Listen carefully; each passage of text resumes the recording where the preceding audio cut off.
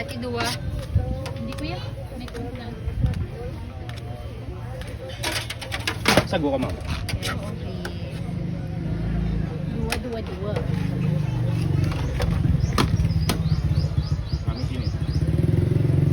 It's not every day that I get blessed to be passed by a taho vendor. Hala ka, Wally. Pero sa truths lang, very laka na lang din ko makataste ng taho. So, syempre, hindi pwedeng hindi ako magbakal, no? Ma'am. Galaway ko tayo na sa alo-alo na ganyan. Alo-alo? Yan. Thank you gid kay Manong kay nakaagi kadi sa tubang namon. Huhu na miss ko gid niyang taho iya.